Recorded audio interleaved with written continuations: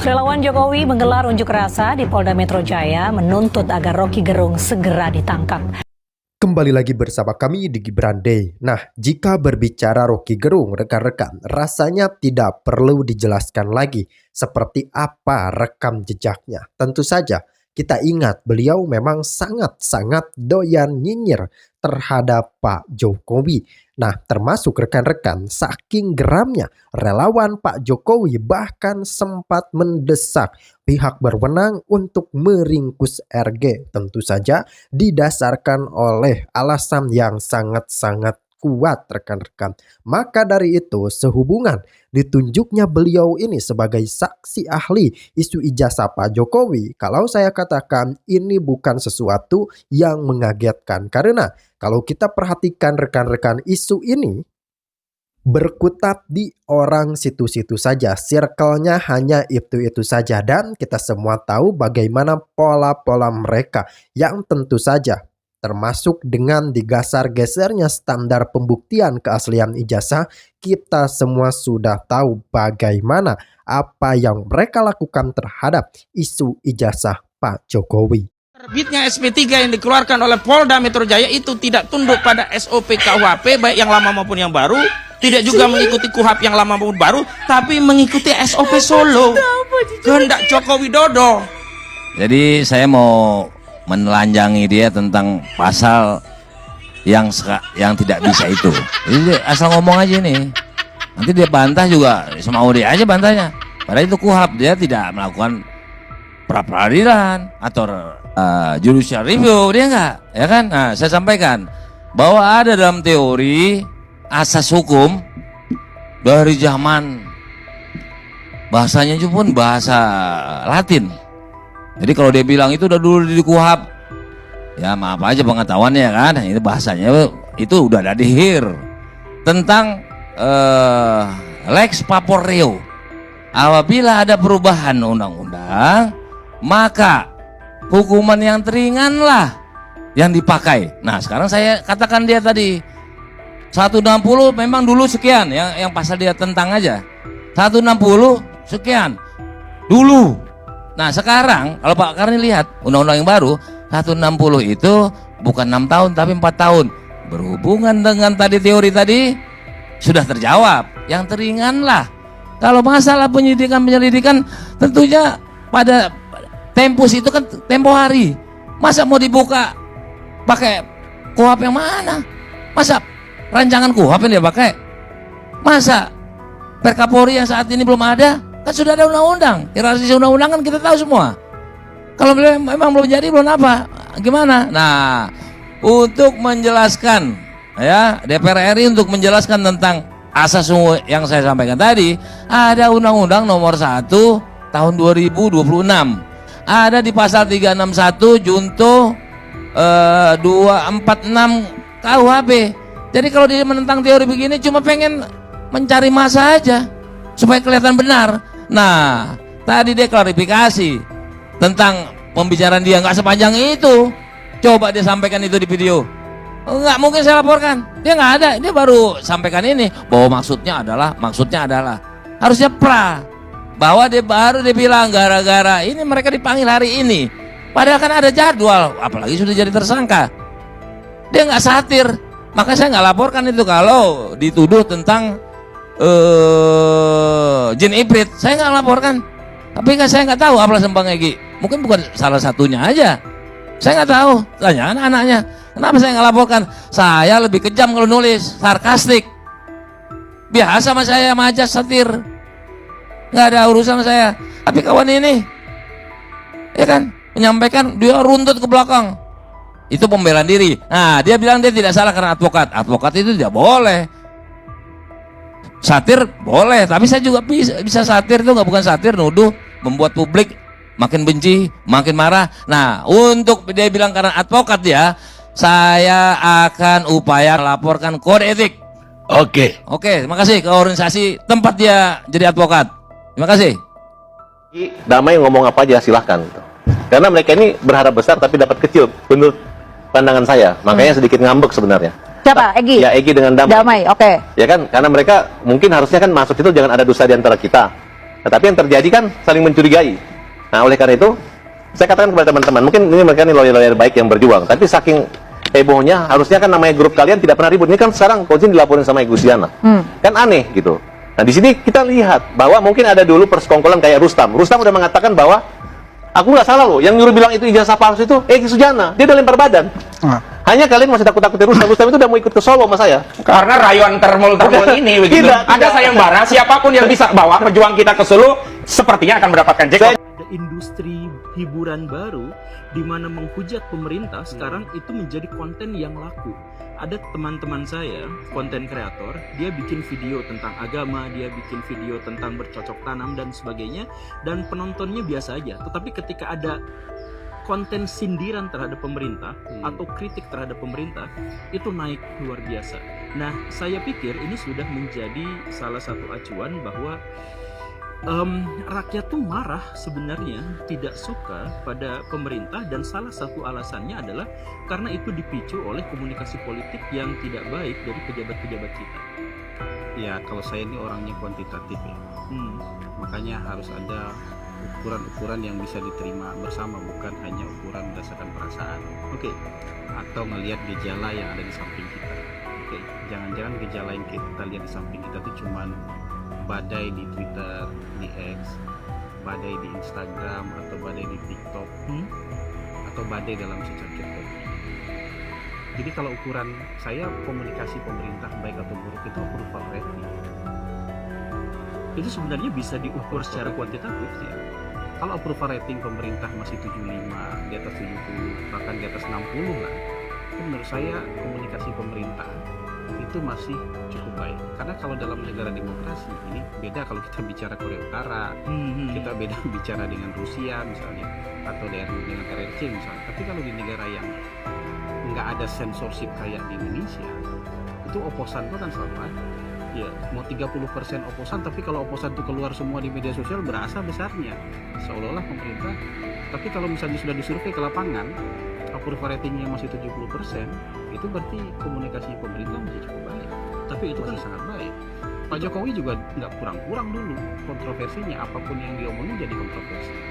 Buat haters itu kontroversi, buat pendukungnya juga itu menjadi bahan untuk bertengkar di media sosial. Tapi kalau misalnya approval rating tinggal 50%, approval rating tinggal 45%, itu komunikasi jelek. Tapi itu kan yang Bapak bilang 70% itu kan hasil survei dari 1.000 orang saja. Ya, tapi itu kan kuantifikasi, sama kayak ngecek darah kan juga diambil satu tabungan. Iya. Enggak, itu hasil survei dari 1.000 orang itu sebenarnya menggambarkan masyarakat secara umum. Sama kayak quick count juga kadang-kadang cuma 2.000 TPS. Ngomong aja apa adanya. Jadi gini, kalau misalnya Anda memang warga negara yang baik, punya tujuan yang baik, hargai setiap tahapan proses hukum. Pak Jokowi nggak pernah ngoceh Kalau terhadap gitu, hukum. hargai klien Anda, Jadi Sylvester Matutina. Anda harus, nggak ada kaitan dengan Sylvester, nggak ada kaitan dengan Sylvester. Jadi hargai proses hukum. Jangan ketika Anda sudah dekat-dekat untuk ditahan, sekarang ngoceh. Seolah-olah hukum itu tidak adil bagi Anda. Nah itu kan yang Anda nggak melambangkan Anda manusia-manusia yang cerdas. Anda manusia yang tidak terdidik, kecil jiwa, bukan jiwa besar. Jadi hargai setiap proses hukum. Hargai institusi-institusi di negara ini. Hargai UGM, hargai penyidik, hargai misalnya kejaksaan. Optimisme pasti semua optimis ya. Ya. Terima kasih Bang Zulfan. Ngomong soal optimisme, memang 2029 ini atau menatap 2029 ini optimisme kami di PSI ini lebih berlipat ganda ya. Terutama setelah Pak Jokowi muncul dalam Kongres PSI di Solo tahun lalu dan menegaskan bahwa saya akan all out bekerja memenangkan PSI. Jadi ini betul-betul satu pernyataan yang sangat tegas dari Pak Jokowi, memperlihatkan bahwa beliau memang kaki politiknya ada di PSI. Jadi ini sekaligus juga menepis keraguan. Satu kaki atau dua kaki? Dua kaki Bang, dua kaki. Kalau sudah hadir di Kongres dan menyatakan seperti itu, saya kira ini satu pernyataan yang sangat clear ya, bahwa Pak Jokowi itu memang ada di PSI. Lihatnya ke sana Mas. Lihat ke sana ya.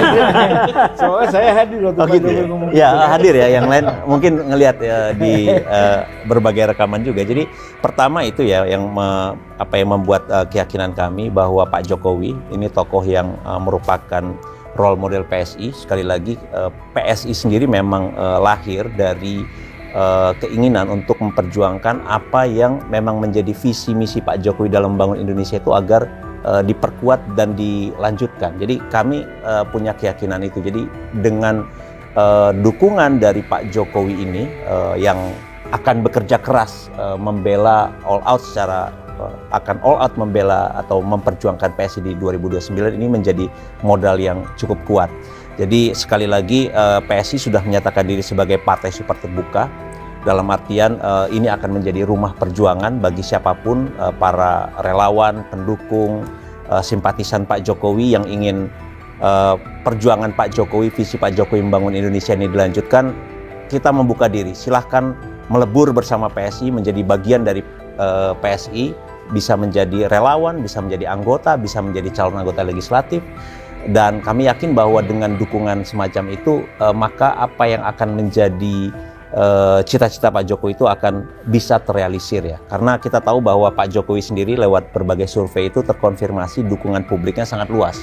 Jadi memang ada suara berisik, ada serangan yang terorganisir terhadap Pak Jokowi dari kelompok yang mungkin sakit hati atau memang lawan politik. Jangan sebut bajunya. Jangan sebut bajunya ya. Saya nggak sebut bajunya Bang, tapi kan kalau Pak Jokowi bilang ada tokoh besar katanya yang sedang ada di balik gerakan yang sistematis untuk melemahkan reputasi Pak Jokowi. Saya pikir ini justru memperlihatkan bahwa Pak Jokowi ini adalah salah satu tokoh yang tangguh, yang diperhitungkan, yang sangat diperhitungkan, sehingga orang punya keinginan untuk menjatuhkan reputasi beliau. Meskipun saya yakin dengan segala apa yang dikerjakan oleh Pak Jokowi selama 10 tahun terakhir, ini nggak akan pernah bisa dilupakan oleh rakyat Indonesia pada umumnya. Terbukti lewat berbagai survei yang memperlihatkan dukungan terhadap Pak Jokowi ini masih sangat tinggi, di atas 80%. Jadi dengan optimisme seperti ini, kami yakin bahwa PSI akan siap menatap 2029 dengan dengan persiapan yang lebih panjang. Kita punya waktu yang lebih panjang, Bang. Saat ini kami sedang menuntaskan pembentukan struktur di semua tingkatan. Kami ingin PSI ini ada sampai di level desa. Jadi sekali lagi itu yang akan kami kerjakan, memperkuat kaki-kaki politik. Jadi ibaratnya kita sudah, kalau di politik itu gagasan itu harus ditopang oleh kaki-kaki yang kuat. Nah, gagasan kami kan clear bahwa kita ingin melanjutkan apa yang diperjuangkan oleh Pak Jokowi. Tapi kalau misalnya tidak ada kaki-kaki yang kuat, maka ide-ide tersebut tidak akan bisa terrealisir. Jadi ini saya potong sedikit. Ini kan banyak tokoh Nasdem. Ya, sebenarnya saya nggak tahu seberapa banyak, tapi paling tidak di Dengkot di Nasdem lah sudah pindah ke PSI. Ada juga dari PDIP. Tapi kan Nasdem belum kita dengar. Ada dari Golkar juga, Bang. Ada dari Golkar. Oh. Tapi tidak menarik. Yang menarik itu dari Nasdem. Ya, itu bagaimana itu? Saya pikir gini, Bang. Saya rasa ini jelas semuanya itu Jokowi effect, Bang.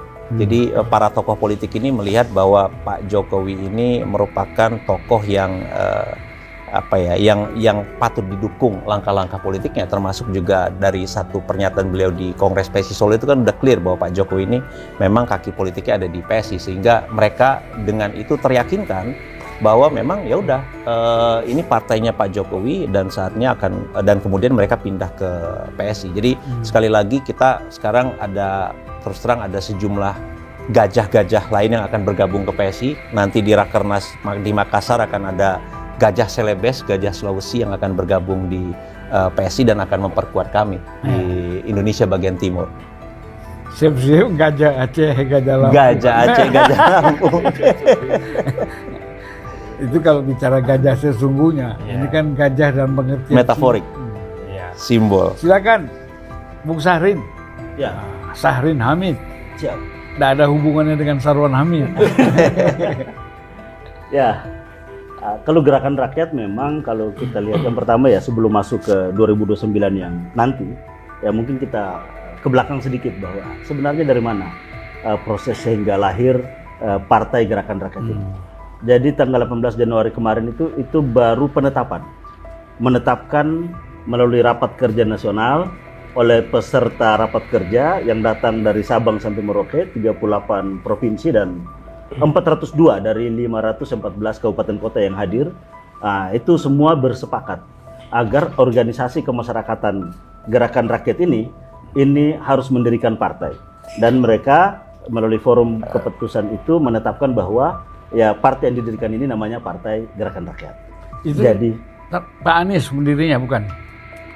peserta rapat kerja nasional. Jadi melalui penetapan rapat kerja nasional. Jadi forum yang menetapkan lahirnya partai ini adalah rapat kerja nasional.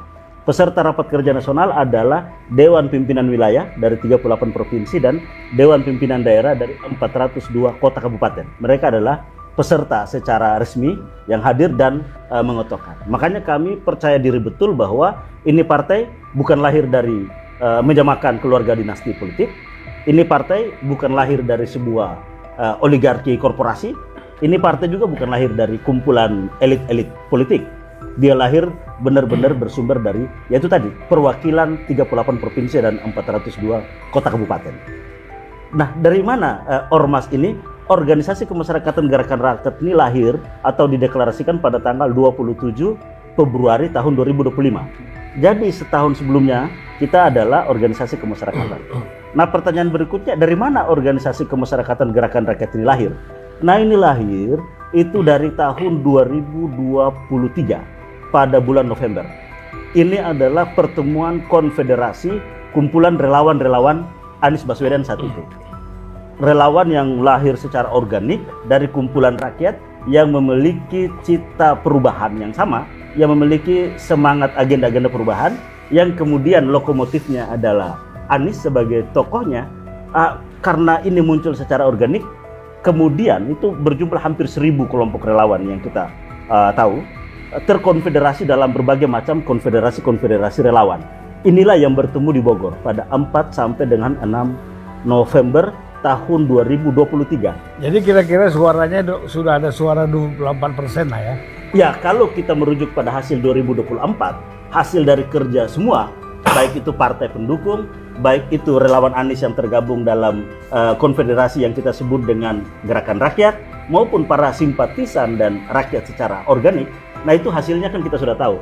Ada 24,9% atau sekitar 40 juta yang mendukung Anies dan Muhaimin Iskandar. Dan kemudian setelah itu, habis Pilpres kan ini cukup panjang waktunya.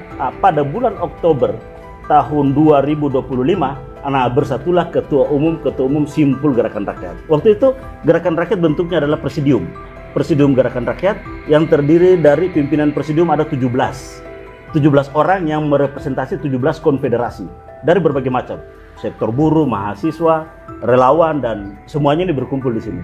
Nah, inilah yang kemudian bekerja secara teritori berbasis elektoral yang membuat simpul sampai dengan kecamatan, desa, sampai bahkan ada yang beberapa yang TPS seperti Sumatera Barat, Aceh, dan Jawa Barat. Oke, kita masuk ke Bung Jayadi nih. Soal persentasenya berapa kan survei Bung Jayadi nanti menentukan itu ya. Silakan Bung. Oke, kalau bicara soal partai baru dan yang belum masuk parlemen ya, jangan sebut non parlemen, nanti susah masuk kalau non. Gitu ya? Iya. Belum. Ya, siap.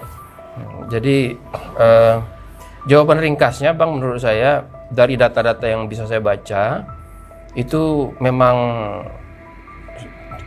cukup challenging ya, cukup berat, tetapi peluangnya ada. Apalagi sekarang peluangnya lebih terbuka dibandingkan dengan 2024 karena beberapa alasan. Nah, kita lihat challenge-nya dulu ya. Challenge-nya itu yang pertama adalah pemilih untuk partai baru dari tahun 99 sampai 2024 itu terus turun. Jadi kalau kita total, orang yang memilih partai baru itu jumlahnya terus turun. Di 99 itu sekitar 21,3%. Itu yang paling dibagi sejumlah partai ya? Ya, semua partai baru. Maka dari itu rekan-rekan, kita kan sepatutnya sudah mengetahui bagaimana skandal isu ijazah, bagaimana apa yang terjadi dalam isu ijazah Pak Jokowi ini kan sebenarnya orangnya situ-situ aja. Kita lihat ada Roy CS, kemudian ditambah ada Rocky Gerung.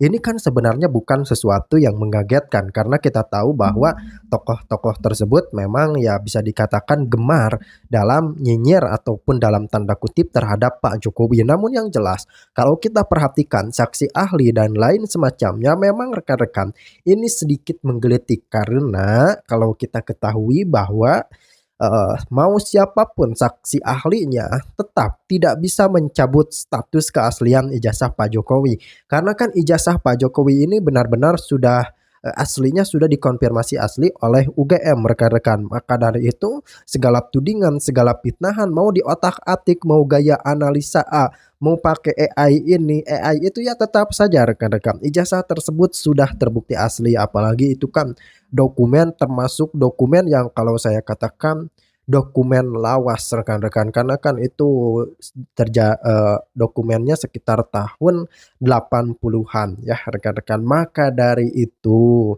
ya inilah yang terjadi dalam hal isu ijazah Pak Jokowi. Kita tahu orangnya situ-situ saja dan ya bagaimana rekan-rekan? Meskipun sudah dikonfirmasi asli, faktanya perdebatan masih terjadi. Bahkan kali ini muncul tokoh baru yakni saksi-saksi ahli. Dan inilah yang memang terjadi dalam isu ijazah Pak Jokowi.